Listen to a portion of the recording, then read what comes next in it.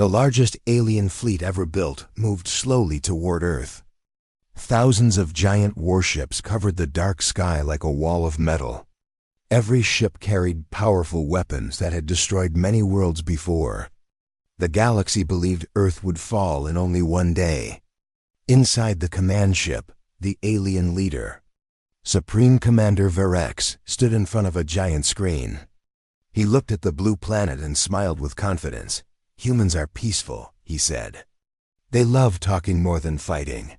They will surrender before sunset." The officers around him nodded. They had studied humans for many years. Humans helped other worlds. Humans traded with everyone. Humans solved problems with words instead of war. To the alien empire, that only meant one thing. Humans were weak. Far below, on Earth, something very different was happening. People were not screaming. There was no panic. There were no crowds running through the streets. Instead, every city stayed strangely calm. Families quietly entered underground shelters. Scientists checked their computers one last time. Engineers closed heavy steel doors. Pilots waited inside hidden hangars. No one shouted, no one cried. Everyone simply followed the plan. The President of Earth watched the invasion fleet from a secure command room. Many military officers stood beside him. One young officer looked nervous. "There are too many enemy ships," he said. "We cannot stop all of them." The President looked at the screen. Then he gave a small smile. "They think they know us," he said. "But they have never truly understood humanity." Minutes later, the first alien ships entered Earth's orbit. Every weapon was ready. Every soldier waited for the order to attack. But something unexpected happened. Nothing, no missiles, no fighter jets, no radio messages. Earth remained completely silent. Commander Varex frowned. "Where is their defense?" he asked. One officer checked every scanner. No military activity detected. No emergency signals. No government broadcasts. "It is as if the planet is empty." The bridge became quiet. Varex narrowed his eyes. "Impossible." He ordered several scouting ships to fly lower. The small ships entered Earth's atmosphere. They expected explosions instead. They found peaceful cities. Cars stood in empty streets. Traffic lights still changed from red to green. Lights were still on inside many buildings. The world looked alive. But there was not a single person outside. One scout landed near a large city. Alien soldiers stepped onto the ground. Their weapons pointed in every direction. The streets were silent. A cool wind moved pieces of paper across the road. One soldier pointed toward a nearby building. "There is movement." Everyone aimed their weapons. Slowly, the door opened. A small cleaning robot rolled outside. It looked at the soldiers. Then it quietly continued cleaning the sidewalk. The aliens stared in confusion. "That is all?" one soldier asked. Another building suddenly turned on a giant digital screen. Bright letters appeared. "Welcome to ER." The soldiers looked at each other. Then another message appeared. "Please enjoy your visit." One alien laughed. "They are welcoming us. They really are weak." Commander Varex watched the live video from orbit. Something felt wrong. Everything looked too perfect. Too clean, too peaceful. A world under attack should never be this quiet. He ordered more landing teams across the planet. Within an hour, hundreds of alien ships landed in different cities. Every report sounded the same. Empty streets, working machines, no humans. No resistance, no fear, only silence. Then strange things began happening. One landing team found fresh food waiting on tables. Another found warm coffee inside an office. One group entered a school. The lights were on, books were open, computers still worked. It looked as if everyone had disappeared only seconds before. An officer whispered, "This feels like someone wants us to keep walking." Far beneath Earth's surface, thousands of human commanders watched every alien movement on giant screens. Every landing site, every patrol, every step. Nothing escaped their eyes. The president folded his hands calmly. Phase 1 is complete, he said. A scientist nodded. They believe they are in control. The president smiled again. Good. That is exactly where we want them, back on the alien flagship. Commander Virex finally gave his next order. Take control of every city. Search every building. I want every human found before sunrise. The order spread across the invasion fleet. Millions of alien soldiers moved deeper into Earth's silent cities. None of them noticed the tiny cameras hidden inside streetlights. None of them saw the silent drones flying high above the clouds. None of them realized that every road they entered had already been chosen for them. Deep below the ground, one engineer pressed a single green button. A quiet voice filled the underground control room. Phase 2 has begun. At that exact moment, every alien communication screen across Earth suddenly went black. Then one simple sentence appeared on every display. Welcome to the human plan. Every alien communication screen turned black. The command rooms inside hundreds of warships became silent. Then white words slowly appeared on every screen. Welcome to the human plan. For several long seconds, nobody spoke. Supreme Commander Virex stared at the message. His face changed from confidence to confusion. Who sent this? He asked. No one answered. His best communication officer worked as fast as possible. I cannot find the source, she said. It is not coming from any satellite. It is not coming from any city. It is coming from everywhere. The bridge became quiet. That should have been impossible. Virex hit the command table with his fist. Erase the message, the officers tried. Nothing happened. The words stayed on every screen. Then they disappeared by themselves. The communication system came back online, but something was wrong. Half of the alien fleet could no longer contact the other half. Signals were breaking apart. Maps disappeared. Navigation systems began showing different locations. One captain reported that his ship was floating above Asia. Another report claimed the same ship was over the Atlantic Ocean. The computers were arguing with each other. No system could agree. This is impossible, one officer whispered. Meanwhile, on Earth, alien soldiers continued searching the empty cities. Every street looked peaceful. Flowers still stood in parks. Small delivery robots quietly carried empty boxes. Streetlights changed colors even though there were no cars. Everything looked normal. Everything felt wrong. Captain Zirin led one of the largest alien ground teams. He stopped outside a small family house. The front door was open. He walked inside carefully. The house looked warm and comfortable. A meal was waiting on the dinner table. Steam still rose from a bowl of soup. A television played soft music. But there were no people, only silence. One soldier looked at the food. They cannot be far away, he said. Before anyone touched the table, a small speaker hidden in the ceiling turned on. A calm human voice filled the room. Please do not eat the food. It is not prepared for your biology. The soldiers quickly raised their weapons. Show yourself, Captain Zirin shouted. No answer came, only silence. Then the speaker spoke again. If you are hungry, supplies have been placed inside the blue containers outside. Have a safe day. The message ended. The soldiers looked at each other. They are helping us? One asked. Captain Zirin felt cold. No, he said quietly. They are controlling us, deep below Earth's surface. Thousands of human workers watched live camera feeds. Every alien movement appeared on giant screens. Artificial intelligence marked every enemy position. No one looked afraid. The president entered the control room. Everyone stood. He nodded politely. Status? A young scientist smiled. Everything is going exactly as planned. The enemy believes they are searching for us. In reality, we are guiding every step they take. Large maps filled the walls. Red lights showed every alien soldier. Blue lights showed hidden human shelters. Not one red light had reached an important location. The president looked satisfied. They expected war. We gave them a puzzle instead, far above Earth. Commander Varix finally lost his patience. "Launch reconnaissance drones," he ordered. "I want every underground tunnel, every mountain, every ocean scanned." Within minutes, thousands of flying drones entered Earth's skies. They spread across the planet like silver birds. For a few moments, everything looked normal. Then one drone suddenly disappeared from the radar.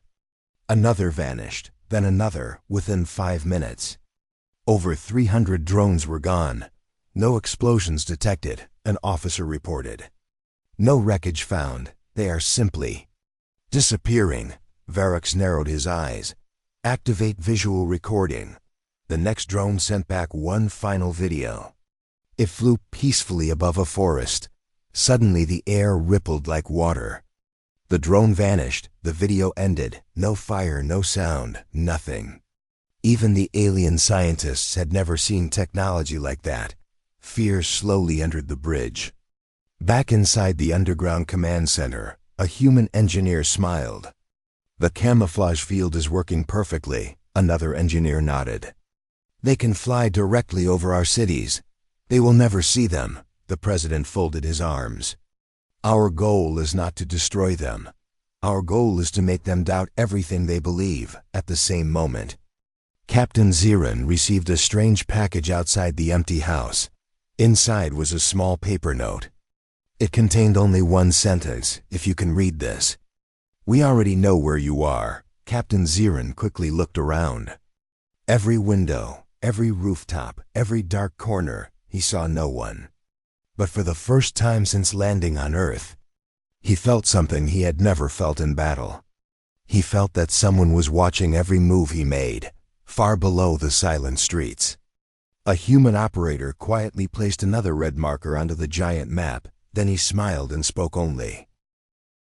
The alien army had controlled Earth's streets for almost 2 days, but they had not captured a single human.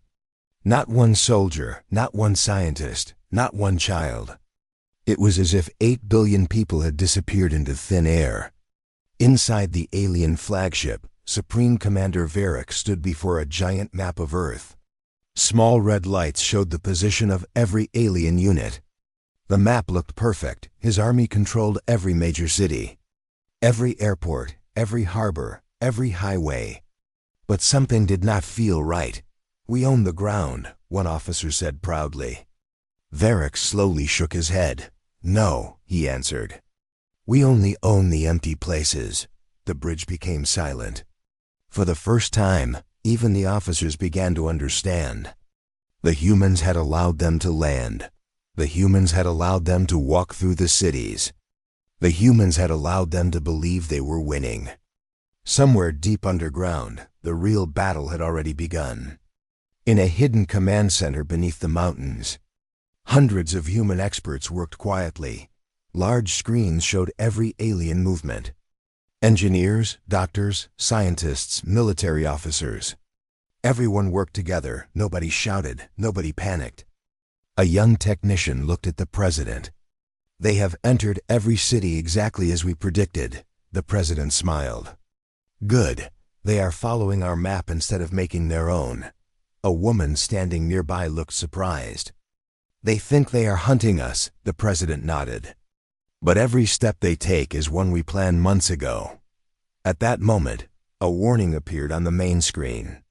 3 alien attack ships had changed direction. Instead of searching another city, they were flying toward a quiet mountain range. The room became still. A young officer looked worried. "Sir, that mountain hides Shelter 7. The president remained calm. "Activate mirror sky." The order spread through the underground network. High above the mountains, hidden machines quietly came to life. The air began to shimmer. The 3 alien ships flew closer. Their scanners searched every rock, every tree, every cave. Nothing. Their computer showed only empty land. One pilot frowned. "My scanner says there is nothing here." Another pilot looked through the window. "I feel like someone is watching us." Commander Varix listened to the reports. He was growing tired of hearing the same words. Nothing found, no humans, no answers. Then another message arrived. An alien supply base near the coast had lost power. The soldiers there reported no attack. No explosions, no enemy ships. The lights had simply gone out. Backup systems failed only seconds later. Communication stopped. When another unit arrived to investigate, they found every machine turned off. Not damaged, just asleep, one engineer whispered. "It is like someone reached inside our technology and told it to rest." The report reached Varix. He looked at his chief scientist. "Can humans control our machines?" The scientist answered carefully, "Not according to everything we know." Varix looked toward Earth through the bridge window. "Then perhaps we know very little about humans, far below." Inside another hidden facility, a group of children sat in a classroom. They were learning mathematics. Their teacher smiled as she wrote on the board. Outside, engineers repaired machines, doctors treated patients. Farmers harvested food using underground gardens. Life continued peacefully. One little boy raised his hand. "Teacher, are the aliens winning?" The classroom became quiet. The teacher smiled gently. "No, they are only walking through empty streets." The boy thought for a moment. "Then why do we hide?" The teacher looked at the screen showing alien soldiers marching above. "Because the strongest person is not always the first person to fight. Sometimes the strongest person is the one who chooses the right moment." The children nodded. Meanwhile, Captain Zirin continued leading his search team. His soldiers had become nervous everywhere they went. They found signs that humans had been there only minutes before. Fresh coffee, warm food, working computers, soft music. Smiling faces on family photos, but never a single person. One soldier suddenly noticed a public park. At the center stood a simple wooden bench. On it rested a small white box. Captain Zirin opened it carefully. Inside was a fresh loaf of bread, a bottle of clean water, and another handwritten note. "You must be tired after searching for us. Please eat before it gets cold. No traps, no poison, only kindness." The soldiers looked at each other in complete confusion. Why would an enemy feed us? One asked. Captain Zirin held the note tightly. "They want us to ask that question. They are changing the battlefield. They are fighting inside our minds, far away, in the underground command center." The president watched the camera feed. He smiled quietly. "Our greatest weapon was never our ships. It was never our missiles. It was always our patience." Suddenly, every alarm inside the command center began flashing red. A satellite hidden behind the moon sent an emergency signal. Something enormous had entered the solar system. It was not part of the alien fleet. It was not human. The object was larger than any warship ever built. As every screen focused on the mysterious visitor, one ancient symbol appeared across its surface. A symbol that had not been seen anywhere in the galaxy for more than 10,000 years. And deep inside the alien flagship, Supreme Commander Varix turned pale. Because he recognized it immediately, silence filled the bridge of the alien flagship. Every officer stared at the giant object entering the solar system. It was larger than a moon. Its dark metal surface reflected almost no light. The strange symbol on its side glowed with a soft silver color. No one spoke. Supreme Commander Varix slowly stepped closer to the screen. His hands were shaking. One young officer noticed. "Commander, do you know that symbol?" Varix took a deep breath. "I hoped I would never see it again." The bridge became completely silent. The ancient watchers have returned. Many officers looked confused. They had heard old stories during military training. But everyone believed those stories were only legends. One captain asked quietly. "I thought they disappeared thousands of years ago." Varix nodded. "So did the rest of the galaxy, far below." Inside Earth's underground command center, the giant object also appeared on every screen. Scientists quickly began scanning it. No weapons were detected. No engines could be identified. The object moved without leaving any energy trail. It simply floated through space as if the universe itself was carrying it. One scientist looked surprised. "Our computers cannot measure its technology," another scientist spoke softly. "It is beyond anything we have ever seen." The president remained calm. "Can it attack us?" "No," a scientist answered. "At least, we cannot see any weapons." The president folded his arms. "That does not mean it is harmless." At that moment, every radio on Earth turned on by itself. Cars, homes, hidden shelters, old portable radios. Even devices without batteries came alive. A calm voice echoed across the planet. "We have not come for war." The message was spoken in perfect human English. At the same time, every alien heard the same message in their own language. Nobody understood how it was possible. The mysterious voice continued. "We have watched your world for many generations. You have reached the moment of judgment. Across the galaxy." Panic spread. News stations interrupted every broadcast. Millions of people watched the enormous ship. The old stories were true. The ancient watchers really existed. Inside the alien flagship, Varex closed his eyes. He remembered a lesson from his childhood. His grandfather had once told him, if the ancient watchers ever return, do not point a weapon at them. They do not fear armies. They judge civilizations. A young officer asked, "What happens if they judge us guilty?" Varex answered without looking away from the screen. "No one knows, because no guilty civilization has ever been seen again." Meanwhile, Captain Zirin was still inside the empty human city. His soldiers had stopped searching. Instead, they watched the sky. The enormous object slowly moved into orbit above Earth. Its size covered part of the moon. Then something unexpected happened. A single beam of soft blue light reached the surface. The soldiers quickly aimed their weapons. The light touched an empty park. No explosion followed. Instead, a tall figure slowly appeared. It looked almost human. Its silver robes moved gently, even though there was no wind. Its glowing eyes calmly looked at the alien soldiers. Nobody fired. Captain Zirin stepped forward. "Who are you?" The stranger smiled. "We are the Watchers. We remember the first stars. We remember the first civilizations. And today, we have come to watch humanity make its choice." Captain Zirin frowned.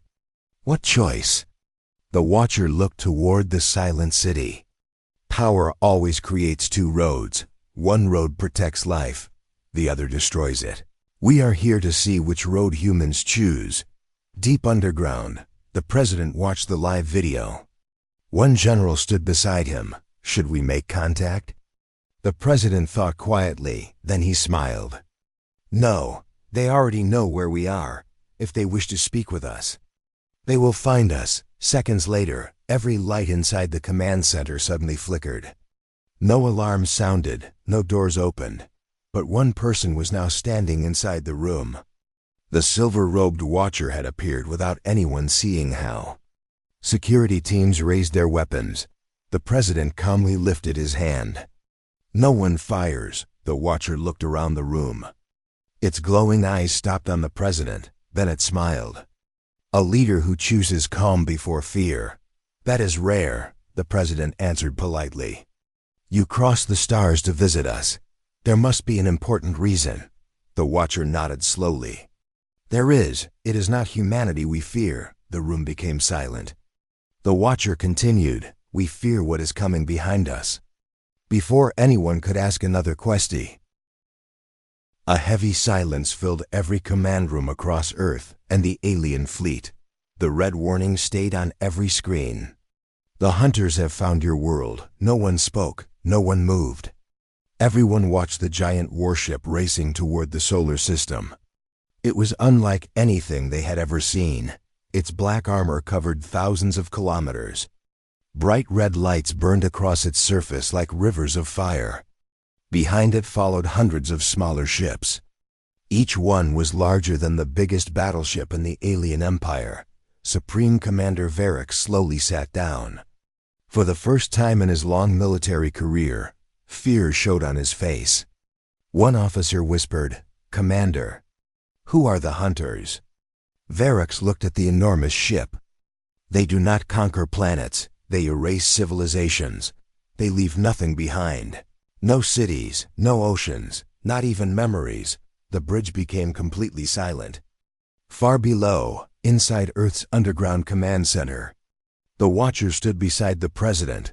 The glowing figure looked at the giant screen without showing any fear. The President folded his arms. "You knew they would come," the Watcher nodded.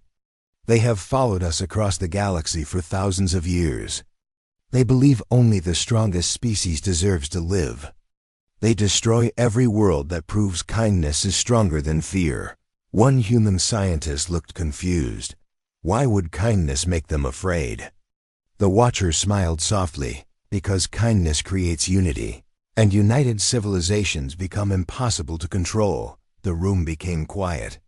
The President looked at the screen again. So Earth was never their real target. "No," the Watcher replied. "They came because humanity has become something unexpected." At that moment, the Hunters sent a message. Every screen across Earth turned dark. A cold mechanical voice echoed through every speaker. "Planet Earth, surrender all technology. Surrender the Watchers. Resistance will end your species." The message ended. Seconds later, another transmission appeared. This time it came from the President of Earth. His face appeared on every screen. He looked calm. He even smiled. Citizens inside the shelters watched quietly. Alien soldiers watched from empty streets. Even the Watchers listened. The President spoke slowly. "Humanity has received your message. We have discussed your request. Our answer is simple." He smiled a little wider. "No." The transmission ended inside the Hunter flagship. Silence filled the control room. The Hunter leader stared at the human message.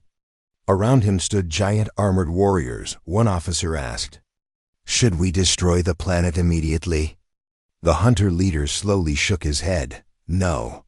I want to understand these humans first.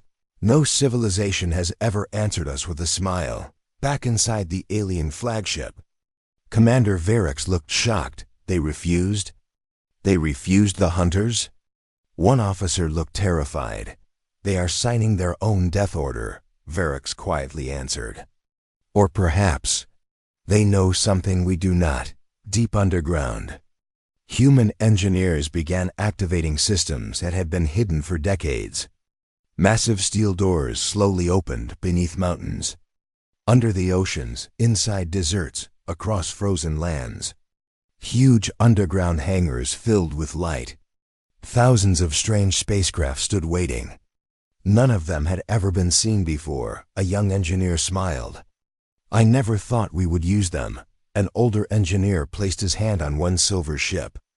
"We built them so we would never have to." The President entered the largest hangar.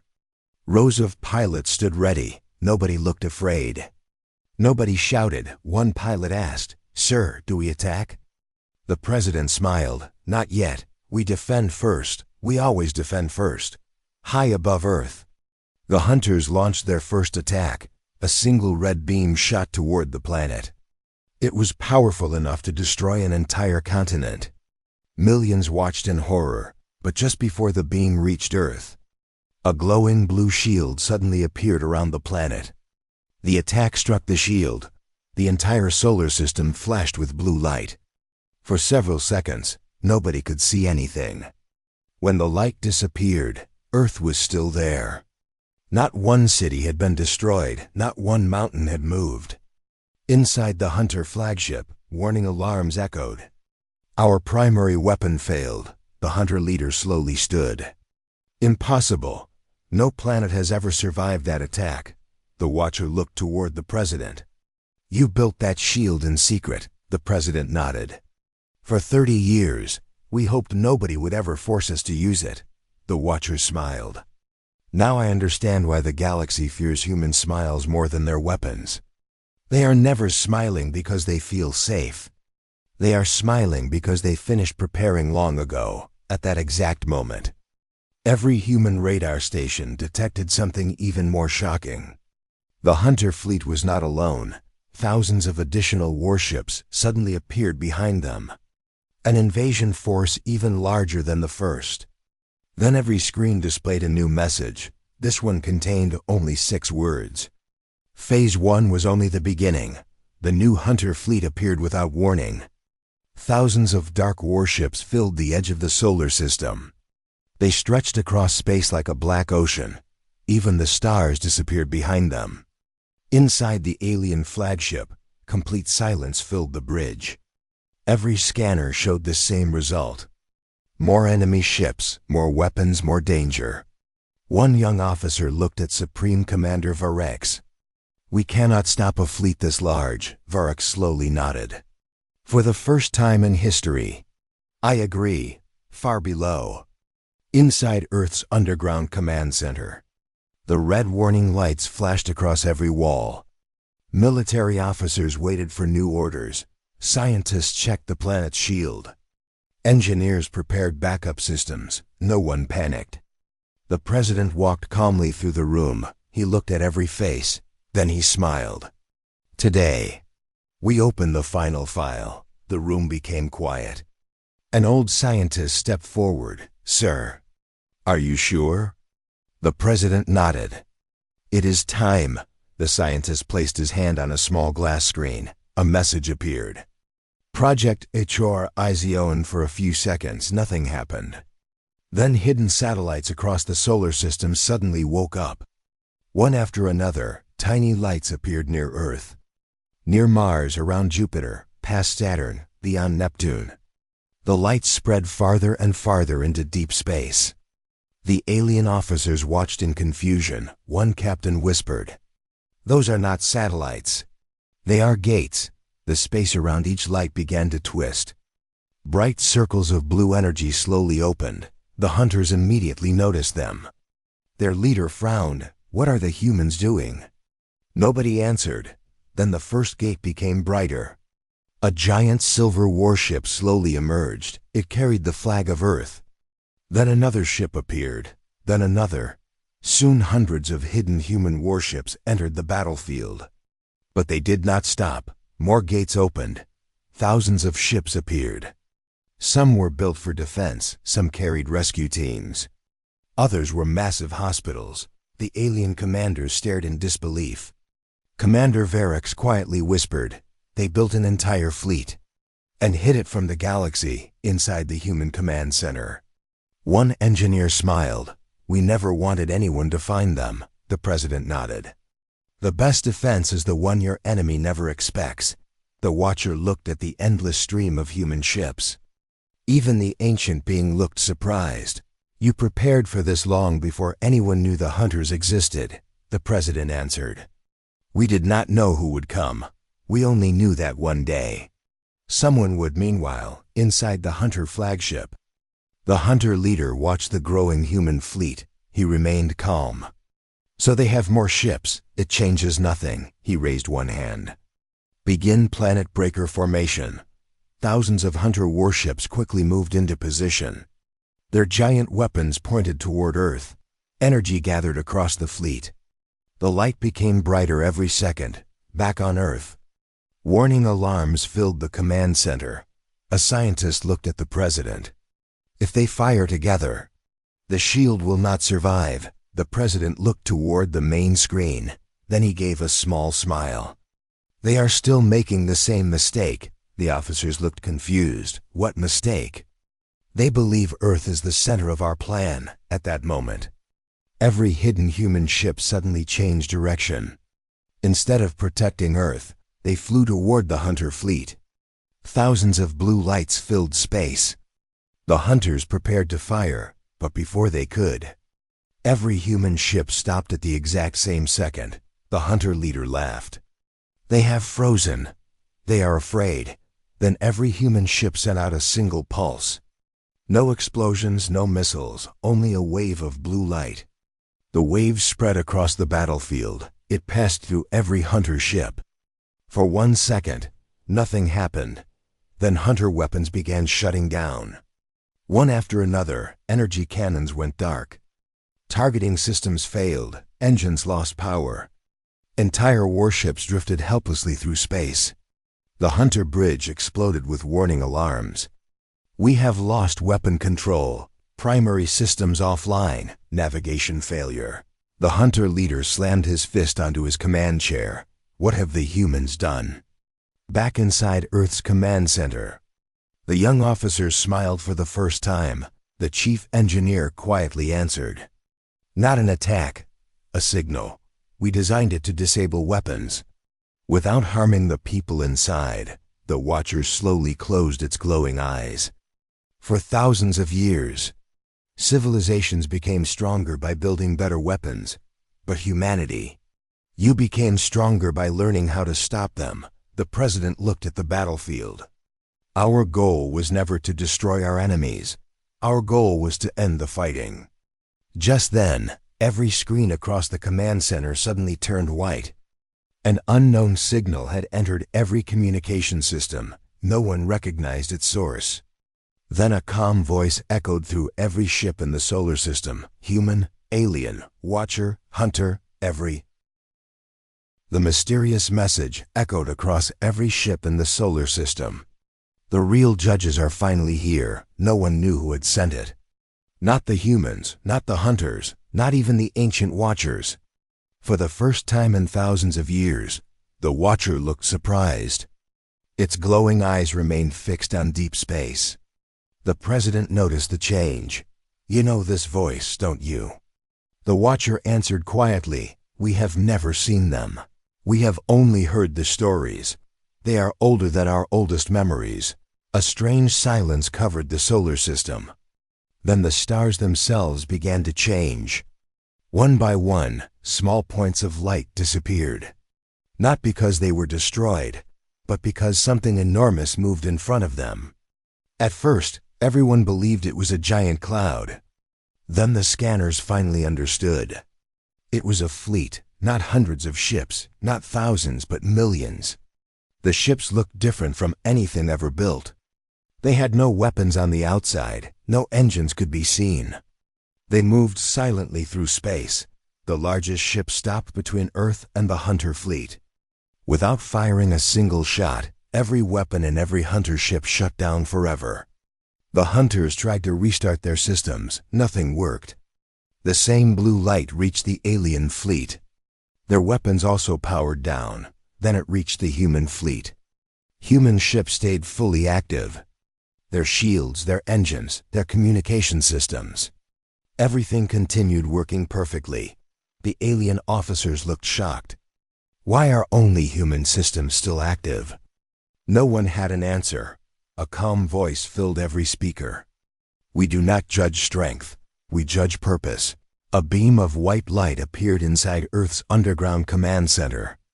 A tall figure slowly stepped out. It looked almost human. Its face showed neither anger nor happiness.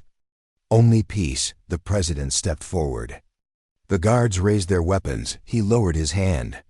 "There will be no weapons here." The glowing figure smiled. "That is why you were chosen," the president asked. "Chosen for what?" The stranger looked around the room. "For leadership. For thousands of years, civilizations believed power came from fear. They built larger armies. They built stronger weapons. They destroyed anyone who stood in their way." The figure looked directly at the president. "But humanity prepared differently. You built shelters before battles. You built hospitals beside warships. You protected children before cities. You learned that the greatest victory is the battle that never happens." Across the solar system, every Hunter warrior heard the same words. Many lowered their heads. The Hunter leader remained silent for the first time. He questioned everything his people believed. The glowing figure turned toward him. "You believed fear creates order. It only creates silence. Humanity proved that hope creates something much stronger." The Hunter leader slowly removed his battle helmet. He looked at the president through the communication screen. "I spent my whole life preparing for war. You spent yours preparing for peace. I understand now why we could never defeat you." The president smiled kindly. "It is never too late to choose a different path." For several long seconds, No one spoke, then something impossible happened. The hunter leader gave the order no one expected. Stand down, across the enormous hunter fleet. Millions of weapons were powered off. Soldiers stepped away from their battle stations.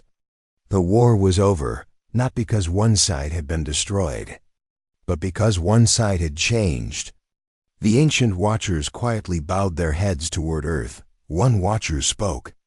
For 10,000 years we searched for a civilization worthy of leading the galaxy.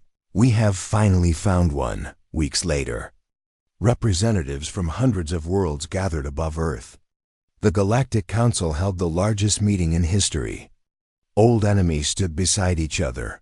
Former rivals shared the same table.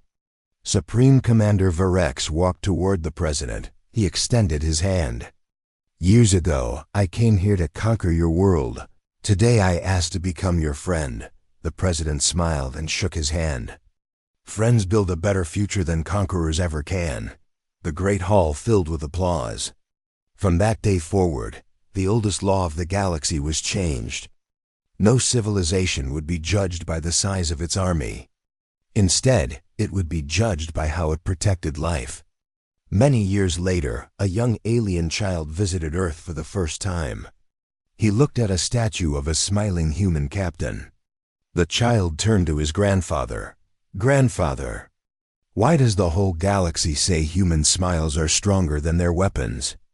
The old commander looked at the blue sky and smiled. "Because weapons can win battles, but a human smile can end a war before it even begins." Far above Earth, hidden among the stars, the mysterious judges quietly watched the peaceful planet. One of them smiled. The galaxy is finally in good hands, and on Earth. As the sun slowly rose over the horizon, the president stood outside and smiled at the bright morning sky. Because he knew the greatest victory humanity had ever achieved was not defeating its enemies. It was giving them a reason to become friends.